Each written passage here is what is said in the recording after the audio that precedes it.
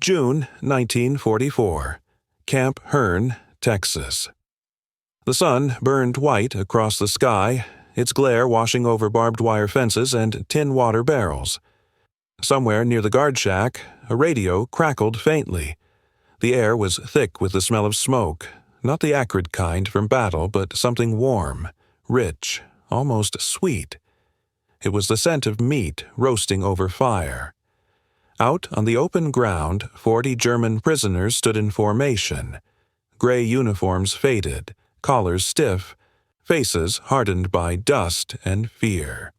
Their eyes followed the movement of an American soldier, tall, broad-shouldered, wearing a Stetson hat and a grease-stained apron. He was turning thick slabs of beef on an iron grill. Fat hissed on the coals. Smoke coiled upward in blue ribbons. Sergeant Karl Meissner, once a tank mechanic in Tunisia, took a slow breath. The smell nearly undid him. How long had it been since he'd smelled real meat? 2 years? 3? Back home, people ate black bread and potato peel stew. At the front, they chewed gray rations that tasted of tin and defeat. But here, in the land of their enemy, the air itself smelled of Sunday dinner. "It's a trick," someone muttered behind him. "They're testing us." Another voice, dry and nervous. "If this is hell, it smells too good." No one moved. They stared as if hypnotized by the sight of the sizzling beef. From the radio came a crisp American voice. "This is CBS News. Our boys have landed in Normandy." The guard turned up the volume. Those who understood English stiffened. Normandy. Europe was collapsing. Their homeland was burning. And yet, here in Texas, the same nation that was bombing their cities was setting out plates for them. For one suspended moment, the world seemed upside down. In the distance, an American flag rippled against the sky, its colors blurred by rising smoke. Sergeant Red McIntyre, the camp cook, wiped sweat from his neck and called out, "All right, boys, lunch is ready. Line up, one at a time." No one moved. 40 pairs of eyes stared back, mistrustful. Red smiled faintly, tilting his head toward the tables. "Ain't a trick, just barbecue." His tone was casual, almost neighborly, as if he were inviting ranch hands to supper. Then he turned back to the grill and sprinkled salt and pepper over the meat. Karl glanced at his bunkmate, Hans Richter. Hans shook his head. "Impossible. Americans wouldn't feed prisoners steak." Karl whispered back, "Maybe they want us fat before they kill us." But his throat was too dry to sound convincing. Inside the mess hut, smoke drifted in like a fog. Near the radio, a young American clerk was writing down the menu. 2 strips of steak per man, beans, bread, and coffee. Outside, a few cowboys, locals hired as guards, watched the scene with lazy amusement. "You ever seen Krauts this quiet?" one said. "They just don't know what to do with kindness." Another spat tobacco into the dirt. "Hell, I'd rather feed 'em than shoot 'em." At last, the lieutenant gave a nod. "All right, move." The line began to shuffle forward, slow as if under water. Karl's boots sank into the dust. When his turn came, he stepped up to the table. The cook looked up at him. "Morning, son. You look hungry." Karl said nothing. His hands shook. The metal tray rattled. Red dropped 2 hot steaks onto it, the grease spattering. "Welcome to Texas." Karl looked up. In the American's eyes there was no mockery, no hatred, only a calm, matter-of-fact decency, as if feeding the enemy were the most natural thing in the world. The Germans sat scattered around the yard, each before a plate still steaming. No one ate, they only looked. It felt like some holy ritual, and to take the first bite would be to profane it. Above them, the clouds moved slowly, drifting across the blue like sails. Far away, a training plane droned over the prairie. One cowboy leaned against the fence, watching. "They don't know it yet," he murmured, "but this is freedom." An older prisoner whispered in German, "If this is the enemy, then what are we?" No one answered. Only the wind replied, carrying the smell of roasted beef beyond the fences, across the pastures, as if sending a message to a broken world that mercy still existed somewhere. That evening, lanterns flickered along the camp road. Red McIntyre sat alone by the stove, polishing a pan. The radio played a soft jazz tune from New Orleans. The announcer's voice came through, steady and solemn. "Our boys fight overseas, but here at home, America keeps its faith." Red looked out the window. Outside, the German prisoners were still sitting quietly in their barracks, heads bowed over what remained of their supper. No cheers, no laughter, only silence, heavy but peaceful.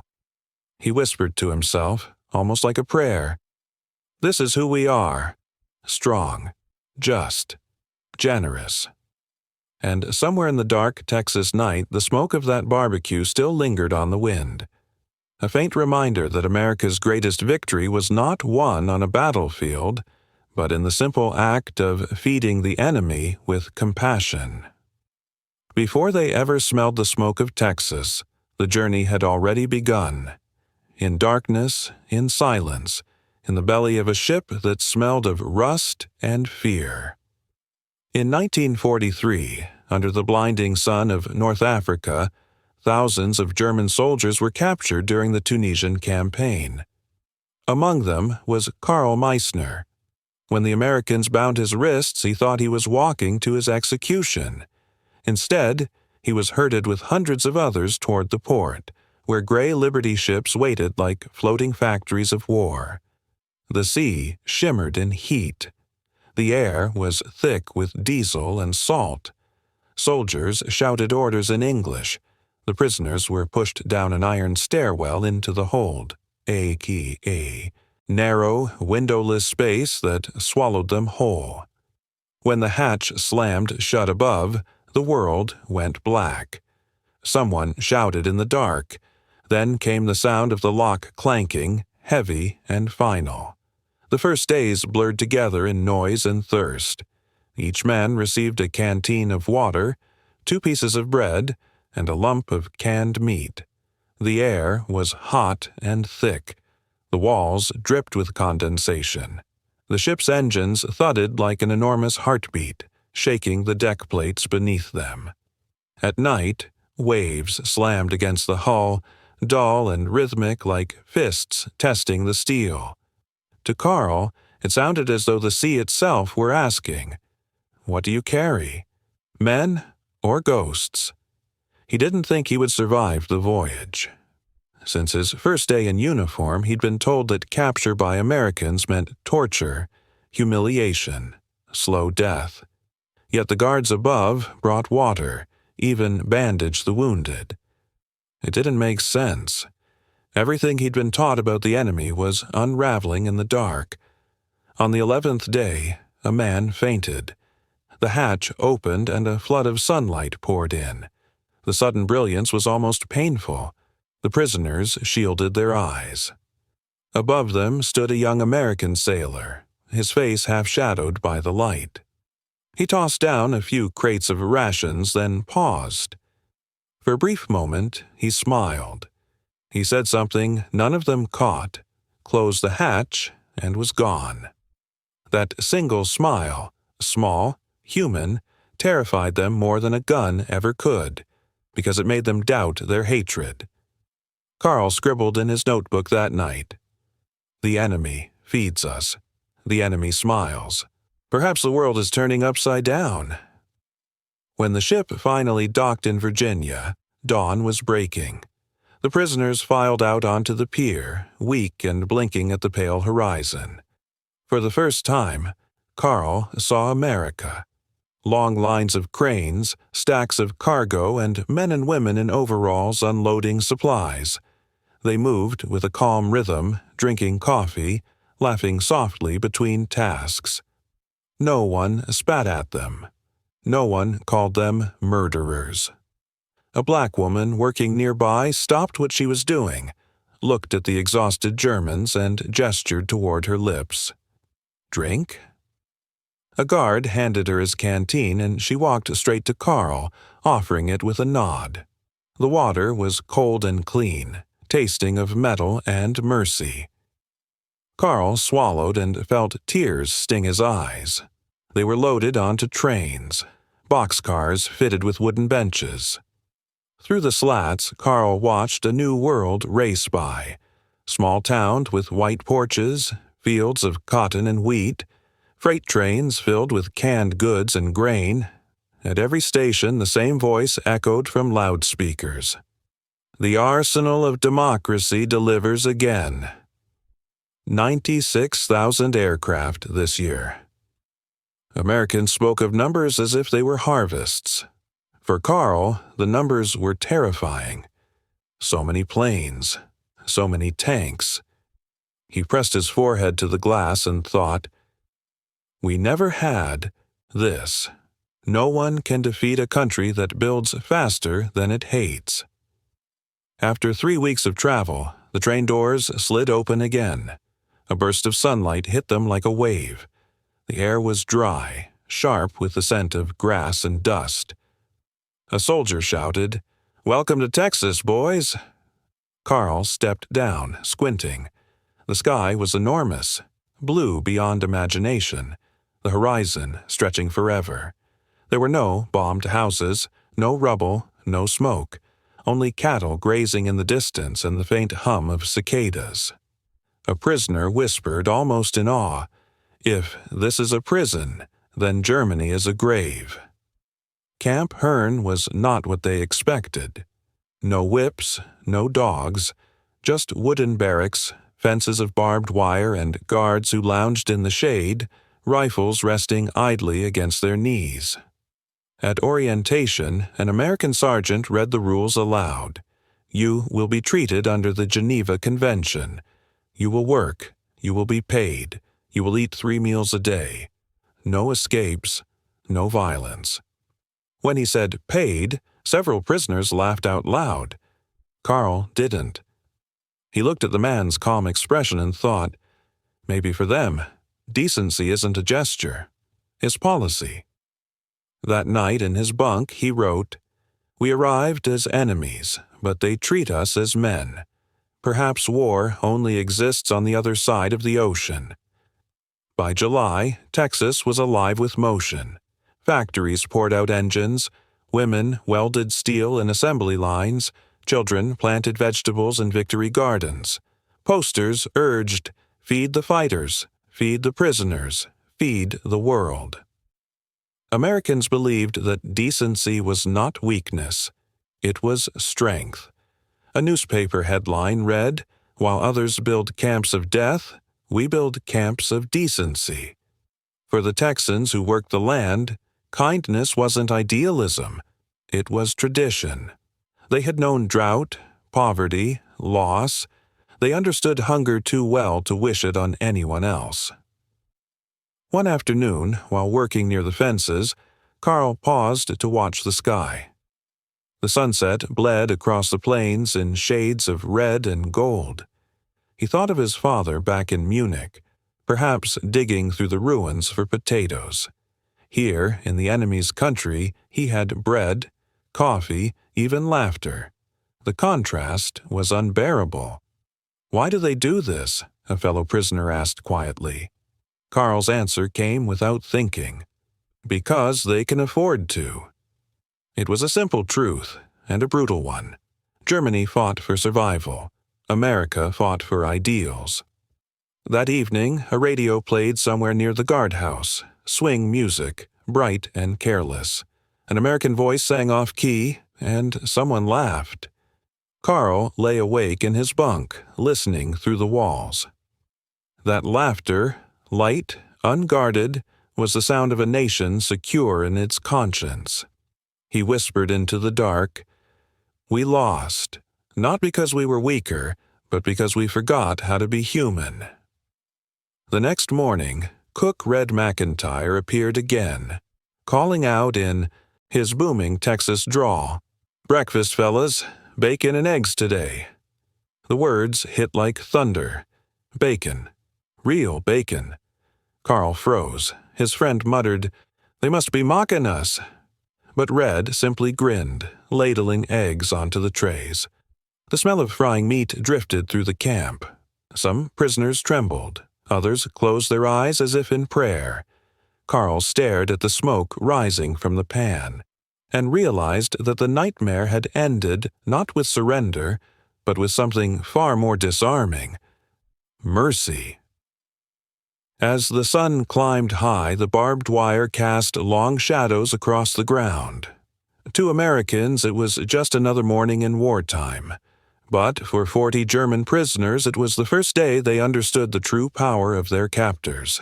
Not the power to kill, but the power to be kind. "They conquered us," Carl would later write, "not with bombs, but with bread." Summer 1944. America was deep into its third year of war, and though the guns thundered an ocean away, the war's shadow touched every porch, pasture, and kitchen table. In Texas, the cotton fields rolled to the horizon, yet there weren't enough hands to pick. The strong young men were gone, to Normandy, to Saipan, to Bastogne, leaving behind women, old-timers, and children who pulled more than their share. The government made its calculation. German prisoners would work the farms, not as punishment, but to keep the nation's engine turning, to keep bread on tables, milk in bottles, and the lights of ordinary life from going out. At Camp Hearn, a roster appeared on the gatehouse wall. Hans Keller's name was on the 12th line: Double Creek Ranch, 20 miles west. Back in Munich, Hans had been a baker. His hands knew dough and heat better than rifles and drills. When he'd been captured in Italy, he kept a razor in his pocket, for peeling apples, he said. A tiny relic of a life he no longer recognized. Before dawn, a truck rattled away from the camp in a plume of fine dust. On either side of the road, pasture land stretched under a pale, bleached sky. Through the slats of the truck bed, Hans watched white-painted farmhouses slide by, American flags lifting lazily in the warm wind. The sight filled him with a feeling he couldn't immediately name, something between estrangement and an unsettling peace. Double Creek Ranch was Texas plain and simple. Red dirt, dry wind, the persistent perfume of cattle and sun-warmed leather. The owner, Henry Mitchell, a broad-shouldered farmer with hair gone prematurely gray, met the truck at the fence. Beside him stood his 27-year-old son, Dusty, ex-cavalry trainee, spared the draft by a bad back that never quite healed. As the prisoners filed off, Henry folded his arms and, through an interpreter, said slowly, "You work, you eat, you do the job right, I don't care where you're from. Out here we've got two kinds of creatures, men and cattle." A few of the Germans smiled, unsure. Hans raised his eyes to the American's face and found no contempt there, only the hard, honest fatigue of a man who'd hauled more fence posts than most men had meals. Day one, they set to mending fence. The wind kicked up little storms of red grit that stuck to their hair and collars.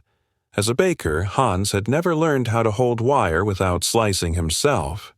Dusty, the young cowboy, watched him fumble, then stepped over, grinning. "You hold it like you'd hold a lady's hand," Dusty drawled. Hans didn't catch every word, but he understood the kindness. By noon, Dusty came around with a water can and simple meat sandwiches. Hans lifted the bread, surprised by the smear of butter. "For prisoners?" he asked through the interpreter. Dusty shrugged. "Anybody working under a Texas sun needs to eat." The ranch taught its own rhythm. Slow, steady, nobody wasting breath or motion. Mornings began at 4 with the milk pails and the creak of barn doors. Midday meant shade under the live oaks, backs against warm bark, hats tipped down. Evenings were for turning the herd, counting calves, and listening to the squeak of saddle leather. Dusty showed Hans how to throw a rope, how to let a skittish horse trust your hands. Hans slid off the saddle so many times he lost count. Each time, Dusty reached down and hauled him up with a laughing refrain. Every man learns the ground before he learns the saddle. To American ears, it was a joke. To Hans, it was something else entirely. To stand again, a man must first learn to bow. At dusk, the truck carried the prisoners back to camp, their clothes powdered with dust, their bodies limp with a clean kind of tired. For the first time in years, Hans felt that tiredness had earned him sleep instead of fear. Dusty sometimes sang as he worked. Low, lonesome country songs about grassland and girls and the long ache of a man too far from home. When Hans asked what the song meant, Dusty scratched his head and smiled. It's about missing someone. In Texas, everybody misses somebody. Hans looked west, toward the Atlantic and the ruins beyond it. He missed Helga and the warm, yeasty breath of bread rising in their little Munich kitchen. By July, America's factories were throwing off 8 million tons of goods a month. Women welded, riveted, and shouldered crates at the docks. Children tended victory gardens, proud of their rows of beans and beets. In the towns, posters pleaded, "Do your part for the boys abroad." The whole country moved in one direction, animated by the simple conviction that the right thing done together could outwork any darkness. Somewhere inside that great grinding machine of purpose, German prisoners shoveled hay, drove fence staples, and, in the most ordinary acts, relearned their own dignity. One afternoon, while Hans was repairing a stall, his hammer clanged to the concrete and rang like a bell. Another prisoner flinched, bracing for the bark of an order, the crack of a punishment that never came. Dusty stooped, picked up the hammer, and passed it back with a half-smile. "It's just a hammer, not a sin." A small sentence, but Hans felt it in his chest. In the German army, a misstep could earn humiliation or worse. Here, a cowboy shrugged. That small, casual mercy did more for Hans than a sermon. It said, "You are not reduced to your mistakes." The line between prisoner and hand softened. They bartered language by pointing and laughing, collecting small stacks of shared words. Dusty nicknamed him Baker. Hans called Dusty Cowboy. 2 names, 2 little worlds, both large enough to stand on together. One evening, Dusty asked, "What'd you do back home?" "Bread," Hans said. "Mornings, dough and fire." Dusty nodded. "I work with fire, too. Only mine's the sun." They looked at each other, then laughed at the truth of it. A guard nearby whispered to his buddy, half disbelieving, "Never figured I'd see a Kraut and a cowboy laugh at the same joke." Autumn cooled the air and sharpened the light. Camp Hearn felt less like a holding pen and more like a strange little town. The Germans gardened, whittled harmonicas from scrap wood, built a makeshift stage where they put on awkward comedies and somber bits of Goethe. One evening, Hans walked to the guardhouse with a small, round loaf he'd coaxed from a surplus of flour. He handed it to Dusty. "Not perfect," he said carefully, "but German bread." Dusty took a bite, winced theatrically, and grinned. "Too hard, but it tastes honest." They both laughed, knowing that honesty has a flavor, and if you've been starving for it, even the tough crust is sweet. That image, the German prisoner and the Texas cowboy sharing bread in the gold of evening, would be remembered in town for years as a small emblem of America's better days. days when people believed doing right was just common sense. No slogans required, no speeches, just the quiet discipline of decency. A Ken Burns-style voice might say, "They worked hard, they ate well, and they learned that respect could cross even barbed wire." For Americans listening now, that was the age of the greatest generation, not because they were flawless, but because they trusted that justice and mercy could live in the same body. For Germans like Hans, it was the time they discovered that freedom isn't merely being released, it's seeing the humanity in the hand that releases you. One evening, as the sun drowned behind a line of fence posts, Dusty and Hans perched on the top rail, watching the cattle take their unhurried path to the pens. Dust clung to their boots and hair, but the wind was kind. After a long quiet, Dusty said, "War ends one day, you know. Land stays. Work stays." Hans nodded, his English less halting now. "And maybe friendship, too." Dusty tossed him an old Stetson, sweat-stained and soft with years. "Keep it. You ride better now." Hans set the hat on his head. It fell over one eyebrow and half his ears. Dusty laughed until he had to wipe his eyes. In that moment, between light and dark, between dust and the faint sweetness of cattle on grass, there were no conquerors and no conquered. Just two men who understood that true dignity doesn't fly from a flag. It's forged in the way we treat each other. Autumn, 1944. The Texas sky was the color of brass, hard, hot, and endless. Across the plains, the smell of dust and mesquite smoke mingled with the faint hum of distant engines. At the Connolly Ranch, a man stood by the fence, the wind tugging at his hat brim. Bill Connolly, 52, rancher, father, widower. In his hand, a telegram, the kind every parent feared. "The War Department regrets to inform you that your son, Private James Connolly, was killed in action, Normandy, June 19, 1944. The words were clean, efficient, merciless. Bill read them twice. Then the paper slipped from his hand and drifted to the dirt. He didn't curse. He didn't cry. He simply folded the telegram and tucked it into his breast pocket, the way a soldier would fold a map before battle. A long moment passed before he spoke. "Tomorrow," he said quietly to the foreman, "we'll build a fire. Invite everyone. Guards, cowboys, prisoners." The man blinked. "You're serious? Germans? After what they—" Bill's voice cut through like gravel on steel. "My boy died fighting hate. I won't honor him by becoming what killed him." The next evening, the sun slid low, throwing long shadows across the ranch. News of the barbecue for German POWs spread through the camp like rumor and heresy. An American feeding the enemy, celebrating with them, while the war still raged in Europe? It sounded impossible, even obscene. Yet by 5 o'clock the truck from Camp Hearn pulled up in a swirl of dust, carrying 40 prisoners. Among them sat Hans Keller and Karl Meissner. The road shimmered in heat, and the smell reached them long before the house came into view. Smoke, fat, salt, and something deeper: generosity. Behind the Connolly house the yard was alive with motion. Lanterns hung from fence posts, swinging gently.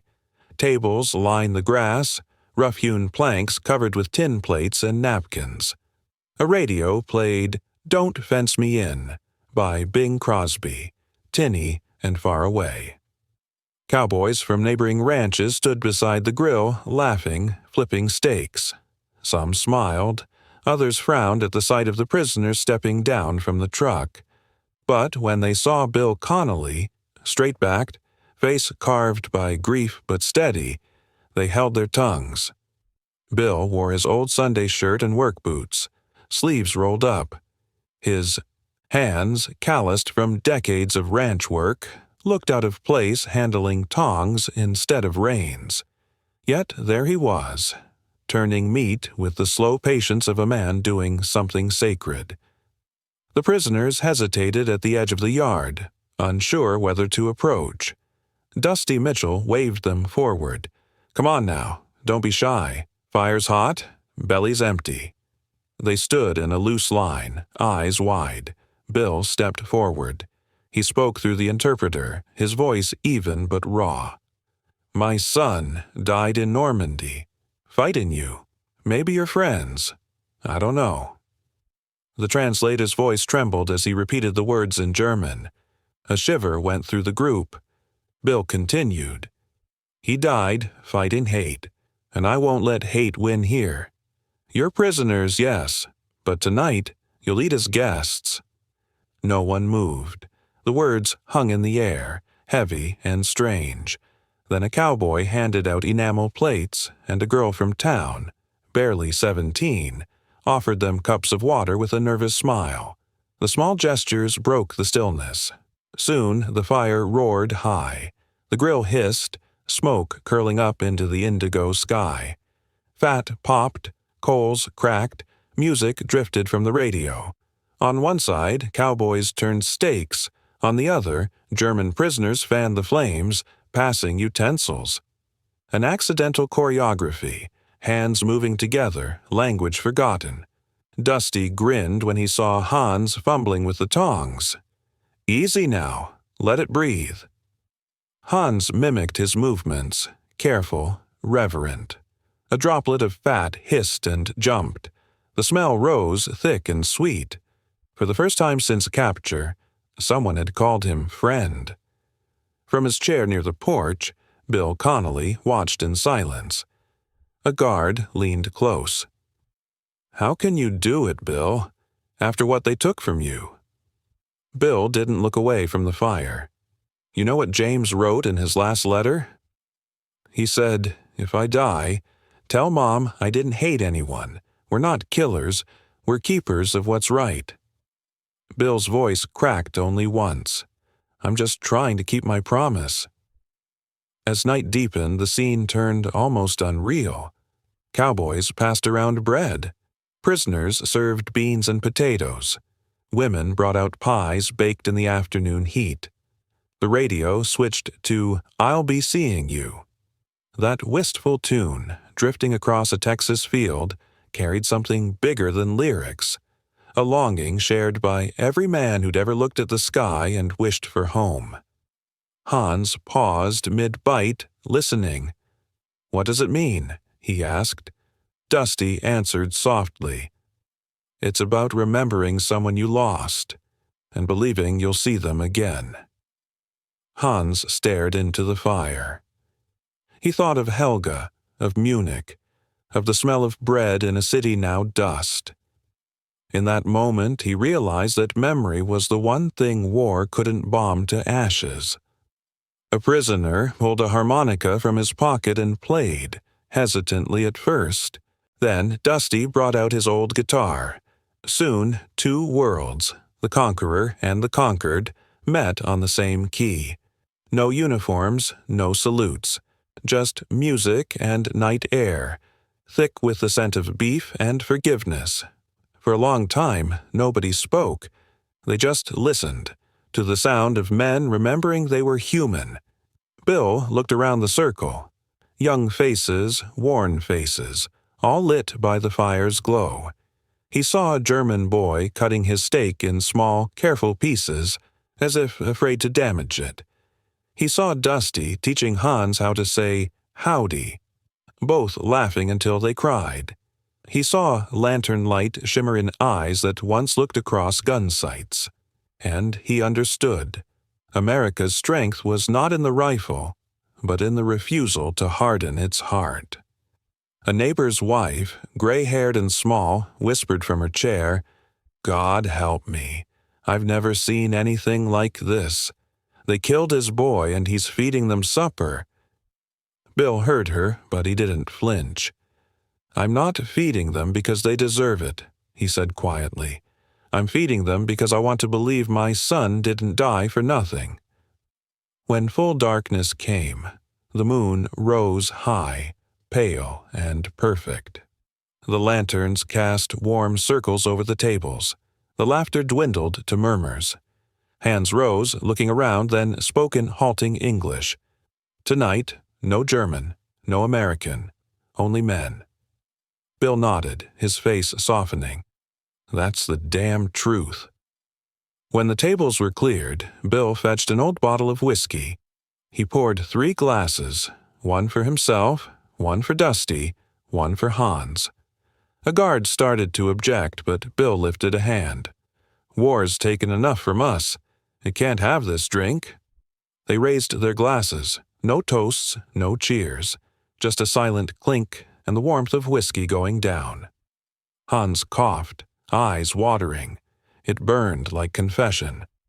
As the prisoners climbed back onto the truck, Hans stepped toward Bill. His words came slowly, heavy with sincerity. I am sorry about your son. Bill met his gaze. Thank you, son. You didn't kill him. Hate did. And tonight, we buried that hate right here. Hans didn't fully grasp the words, but he understood the tone. He bowed deeply, more deeply than he ever had in his life. The truck rumbled off down the dirt road. Dusty jogged after it and tossed a small bundle into the bed. For you, Baker. Inside the cloth was an old handkerchief, stitched with fading thread. Texas remembers. The prisoners rode away into the dark, faces turned toward the sky. Behind them, the glow of the barbecue flickered faintly, smoke drifting upward like a benediction. The next morning, a local paper carried a brief item. Local rancher hosts barbecue for German prisoners, says his son. Died fighting hate, not men. No outrage, no applause. Just a small photograph, Americans and Germans, seated side by side under strings of lantern light. In the summer of 1944, while the world burned in hatred, a rancher in Texas lit a different fire. His flame was not for vengeance, but for grace. When America believed in grace more than vengeance, perhaps that was our finest hour. The morning after the barbecue, a stillness hung over Camp Hearn. The wind carried a faint trace of smoke, the ghost of last night's fire. Somewhere a gate creaked, a bird shrieked, and silence returned. The smell of steak still lingered in the air, a smell that now meant something more than food. Across the Atlantic, millions were starving. In Europe, children fought over potato peels. Cities had become tombs. And here, in the heart of Texas, the enemy was being fed 4,000 calories a day. That contrast said everything about the strange moral symmetry of 1940s America. A nation powerful enough to destroy, yet merciful enough to feed. Breakfast that morning was quiet. The German prisoners sat before their trays. Eggs, bread, meat, coffee. No one spoke. The clatter of spoons echoed through the mess hall like distant gunfire. Klaus Richter, a thin, sharp-eyed man of 24, stared at his plate.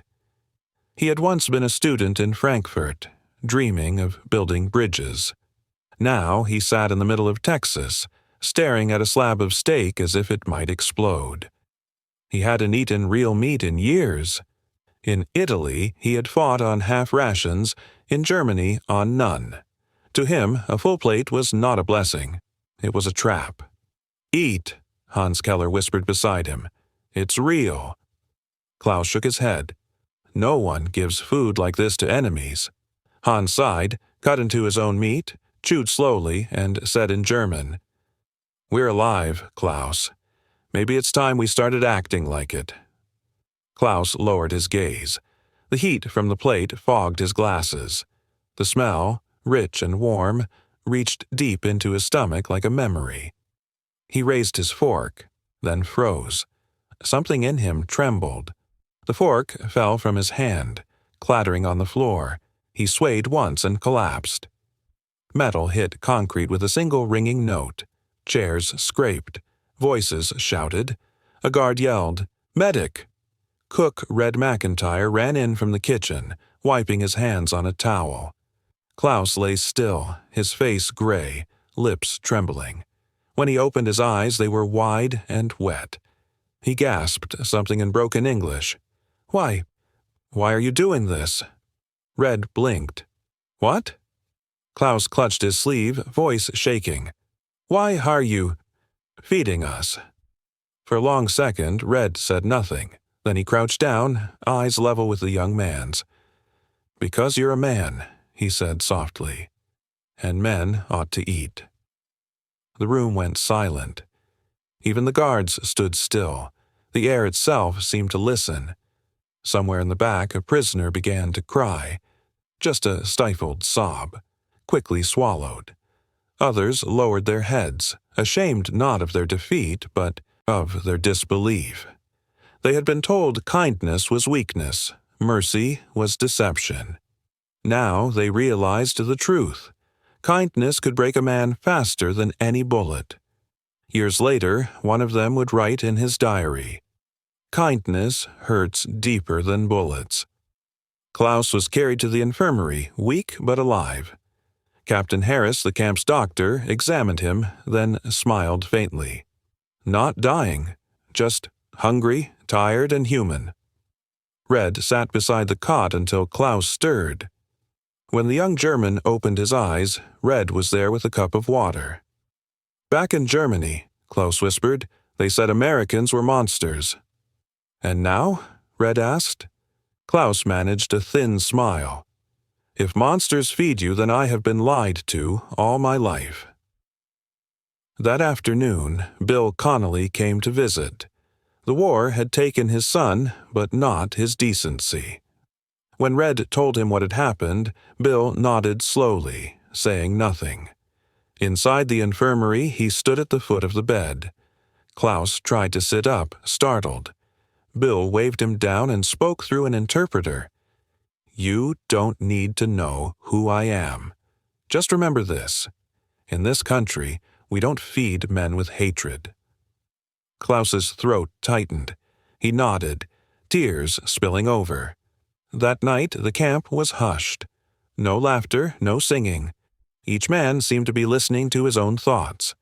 Hans took a scrap of paper from a cigarette pack and wrote, "We cannot understand them. In Europe, kindness is rare. Here, it is routine." He folded the note and slipped it into his pocket. Outside, moonlight glinted on the barbed wire, turning it silver instead of steel. The next morning, Klaus appeared in the kitchen doorway. Red looked up from the stove. "Morning, son. You lost." Klaus shook his head. "I want to work here. To help. You know how to cook?" "No, but I can learn." Red chuckled. "All right then, welcome to the kitchen." From that day forward, Klaus became Red's apprentice. He peeled potatoes, scrubbed pots, learned to keep the fire just hot enough to brown, not burn. Red never shouted. He taught by doing, by showing. "Cooking's like people," he said. "Give it air, give it time, it'll turn out fine." For Klaus, every lesson was a revelation. Patience, steadiness, the art of care. One morning, as they worked, Red said quietly, "You know, Bill Connolly, the rancher who lost his boy, came to see you." Klaus froze. "Why?" "Maybe he saw something in you that reminded him of his son." "What did he say?" "That you were proof his son didn't die for nothing." Klaus said nothing. He only nodded and kept stirring the pot, his eyes wet from more than steam. In Europe, Hamburg burned. Warsaw starved. But in Texas, even the enemy was learning how to bake bread again. One night, Red found Klaus sitting outside the kitchen, carving something from a scrap of wood. When he finished, he handed it to Red, a small cup, rough but beautiful, with one word etched into the side. "Danke." Red turned it over in his hands. "You don't owe me thanks, son." "I do," Klaus said, "because nobody else would have done it." That evening, Bill Connolly sat alone by the guardhouse radio. News crackled from Europe. Paris liberated. The Allies march east. He turned off the sound and stared out at the moonlit camp. In the distance, he could hear faint singing in German, soft, almost like a lullaby. "They sing better than we thought," Bill murmured. "Maybe they cry like we do, too." The story of Klaus spread quietly through the camp, and with it came a new question whispered among the prisoners. If the enemy can be this kind, what does that make us? Hans said it best one morning over breakfast. "Maybe we are learning what Germany forgot." "What's that?" someone asked. Hans smiled sadly. "That being human is harder than being a soldier." By September, the world had changed. In Germany, rations fell below 200 calories. In Texas, the mess hall overflowed with beef and bread. A reporter visiting the camp wrote, "Even in war, America feeds her enemies." For Americans, it was proof of strength. For Germans, it was the collapse of a world view. That night, Klaus wrote to his mother through the Red Cross, "Dearest Mama, I am alive. They feed us well and do not make us kneel. The Americans, they are strong in ways we never understood. Tell Father, if he still lives, that the enemy taught me what our homeland could not. Mercy is the truest form of power." He sealed the envelope, then added one last line in German. "Kindness hurts deeper than bullets." And so, in that quiet corner of Texas, under the vast, indifferent sky, a young German prisoner fell. Not from hunger, not from hate, but from the unbearable weight of being treated like a man again. In 1944, while Europe starved and cities burned, in the heart of Texas, America fed her enemies. Not for glory, not for gain, but because mercy, once given, becomes the truest victory. Winter 1944. Across Europe, cities still burned, and the snow fell over ruins instead of rooftops. But in Texas, the air smelled of hay and cattle, of life still going on. The war was ending, and yet something deeper was beginning, a quiet reckoning of conscience. By year's end, America had taken in more than 400,000 German and Italian prisoners of war. From Maine to Arizona, every camp followed the Geneva Convention to the letter: 3 meals, medical care, letters home, work for pay, even schooling. While Europe starved, America fed its enemies, and in doing so became the moral superpower it would remain for decades. The newspapers called it the victory of ethics. A professor from Chicago wrote, "The true supremacy of the United States lies not in its arms, but in its restraint." And in the small camp of Hearne, Texas, those words were not theories. They were breakfast, labor, laughter, and the slow rebuilding of human souls. Morning mist hung over the fences. Hans Keller sat on the step of his barrack holding a pencil stub and a Red Cross form. His handwriting was clumsy, but the words came from somewhere truer than grammar. "Dearest Mother, they feed us as if we were their sons. If this is the enemy, then what are we? I have learned that cruelty is not strength, and that mercy does not make one weak." He folded the paper carefully, gazing toward the field where Klaus Richter and Red McIntyre were already at work.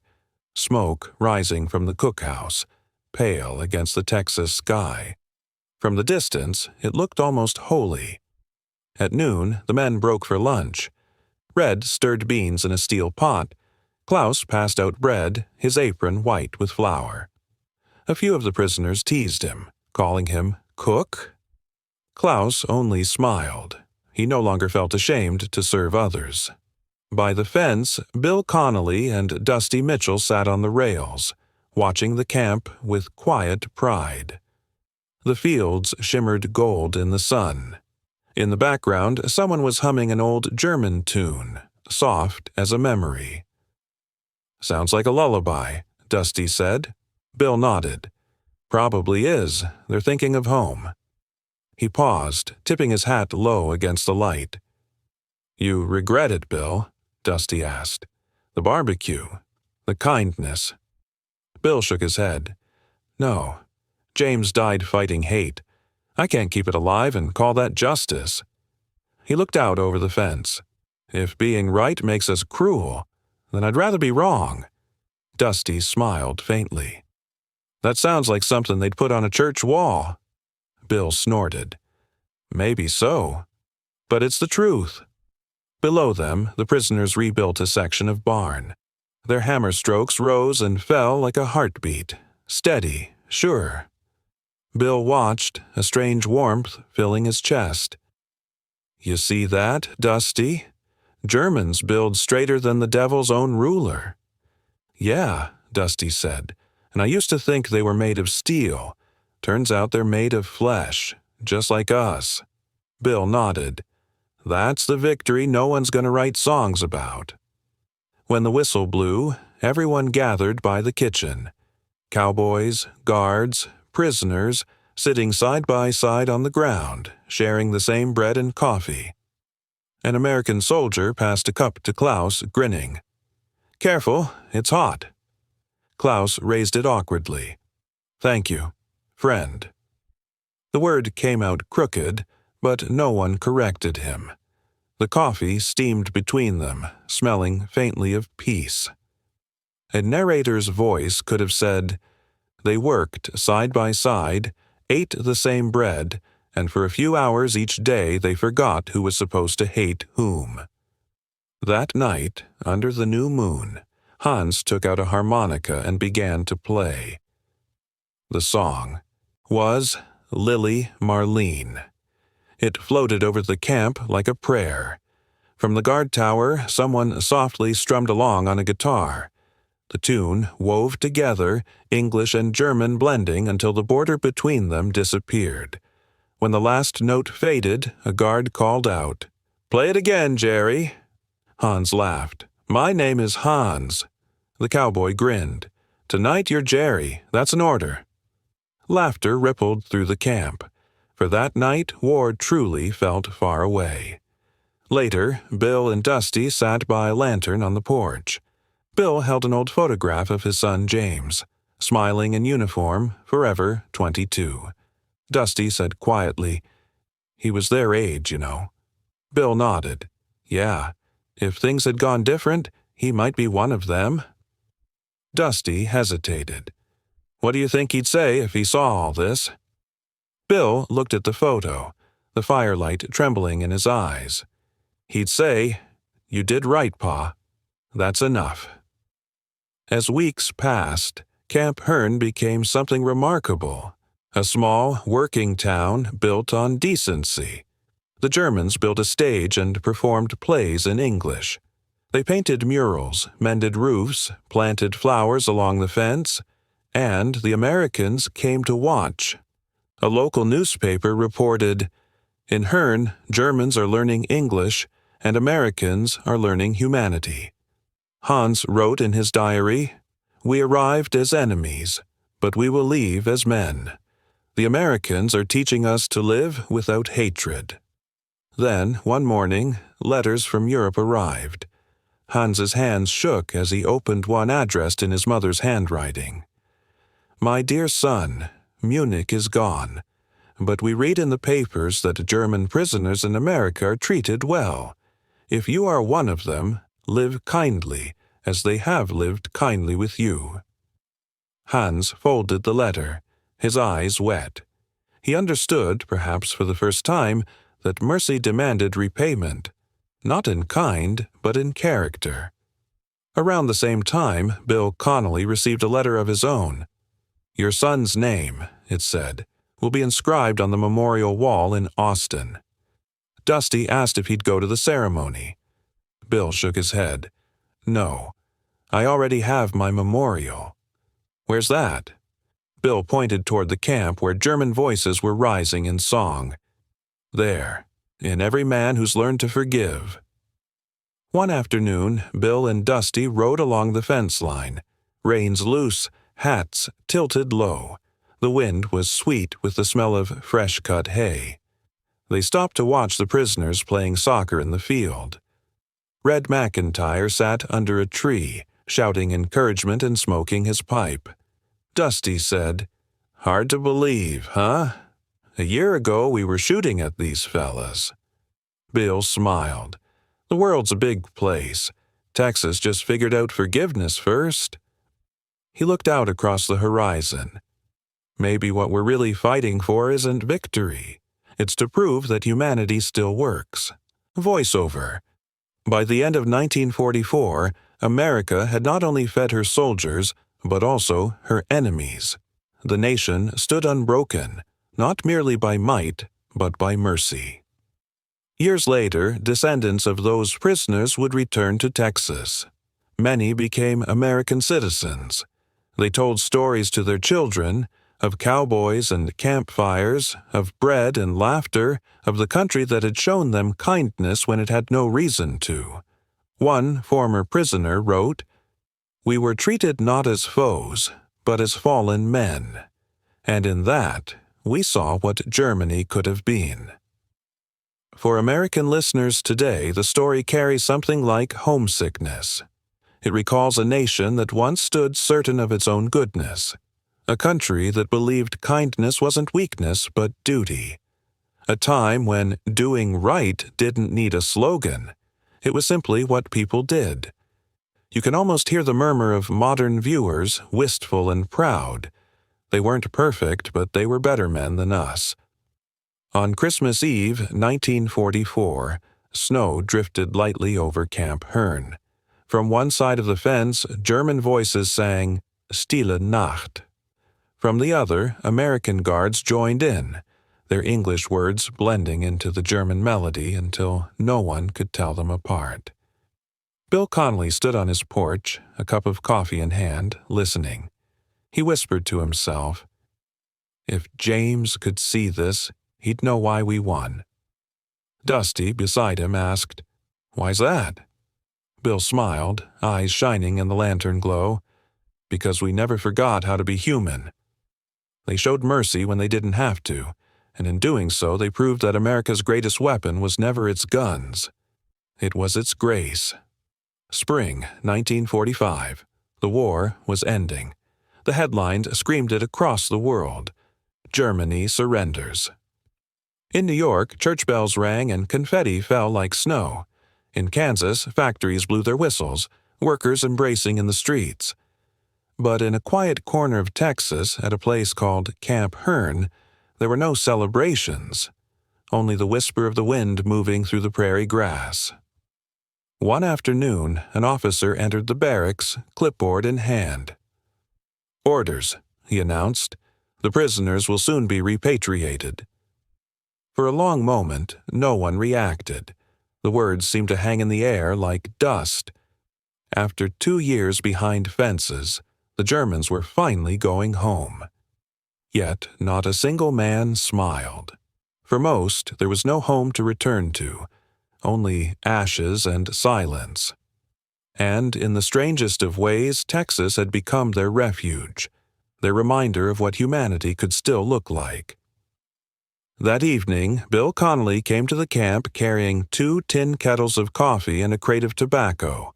Behind him walked Red McIntyre, Dusty Mitchell, and a few local cowboys. It wasn't a farewell feast. There were no speeches, no flags, no photographs. Just a gathering of men who had shared the same ground and learned the same lesson. Bill said simply, "No barbed wire tonight, just coffee and company." The guards stood back. The prisoners crossed the open yard. For the first time, no one watched for escape attempts. There was nowhere else they'd rather be. Hans poured coffee for Bill, the steam curling between them like smoke from a remembered fire. "I will miss this smell," Hans said slowly. "Not for the coffee, for what it means." Bill smiled. "What's that?" "It smells like kindness." Bill nodded, eyes soft in the lantern glow. If you remember anything about this country, son, remember that. As night fell, the air turned cool. Some of the prisoners gathered by the fence, staring out at the vast Texas sky. It was a sky so wide it made a man feel small and forgiven all at once. Someone began to hum, quietly at first, then stronger. Lily Marlene. The tune drifted across the field, fragile but unbroken. One voice became 10, then 40. The same song that had once echoed through European trenches now floated above a Texas prairie. Dusty and Bill stood by the gate, listening. Dusty whispered, "When this war ends, remember this night." Bill nodded. If the world had more nights like this one, maybe there wouldn't be any wars left to end. A few yards away, Klaus Richter sat cross-legged on the ground, harmonica in hand. He played along softly, his eyes half closed, the music folding into the voices around him. For the first time in his life, he felt no fear of tomorrow. Hans looked up at the stars, the same stars he'd seen from a bomb shelter in Munich, the same that now shone peacefully over Texas, and whispered, "They gave us food, and we found faith, not in God, not in flags, but in men." Before dawn, trucks waited at the gate, engines idling. The men carried small canvas bags, bread, a blanket, a keepsake or two. Hans had Dusty's old cowboy hat folded under his arm and a small loaf of bread wrapped in cloth from red. He walked up to Bill, who was standing beside the truck, hat in hand. They looked at each other a long time. No words seemed enough. Finally, Hans held out an envelope. "A letter," he said. "For you. For anyone who asks why you did what you did." Bill took it gently. "I'll keep it," he said. "For my son." Hans nodded. Then he climbed onto the truck. As the engine roared to life, Dusty jogged beside it, calling out, "Take care, Baker. Texas remembers." Hans laughed through tears, waving the hat in the air. The trucks rolled down the dirt road, raising a cloud of red dust that caught the morning sun. That night, Bill sat on his porch. The lantern burned low. He opened the envelope. Inside was a single sheet of paper, written in pencil. "They gave us food, and we found faith. Not in God, not in flags, but in men." Bill read it 3 times, then he folded it and tucked it, beside the photograph of his son. "You'd be proud, James," he whispered. "You'd understand." Weeks later, the fences came down. The barracks were dismantled, the watchtowers stripped for lumber. Grass grew over the old paths. All that remained were faint impressions in the earth, circles where posts once stood. People said the war had ended in Europe on May 8, 1945, but in Hearne, Texas, it had ended earlier. The moment mercy replaced vengeance. Years turned into decades. The town changed. The fields gave way to highways, and the camp became a grain warehouse. But the story lived on. Parents told it to their children. The tale of a rancher who fed his enemies, of a soldier who fainted before eating his steak, of men who learned to sing together under the same stars. They told it not as a legend of victory, but as a testament to what America once believed. That strength was proven not by how you fought your enemies, but by how you treated them once they surrendered. A narrator's voice might say, "In the spring of 1945, while Europe lay in ruins, a camp in Texas remembered what it meant to be human. They gave their enemies food and received in return a faith that outlived the war." To those who hear this story now, it stirs more than pride. It awakens a question. Where did that moral clarity go? When did the nation that once fed its enemies forget how to feed its own? And yet, for a moment, through the smoke, through the music, through the starlight over Hearne, you can still feel it. That unshakable sense that America was good not because it was flawless, but because it believed mercy mattered. "Thank God," an old man murmurs, watching this story on screen, "for the men who showed mercy when the world had forgotten it." Years later, a visitor arrived in Herne, the son of Heinz Keller, now an American citizen himself. He found nothing but open fields and a single stone marker that read, "Site of Wu Tu POW Camp." He knelt, opened a worn notebook, and read aloud from the words his father had once written. "Kindness hurts deeper than bullets, but it also heals deeper than time." He looked up at the same Texas night sky his father had described, vast, quiet, merciful. The stars glimmered exactly as they had in 1945, and he knew that somewhere within that endless dark, the light of those men, their decency, their courage to be kind, still burned.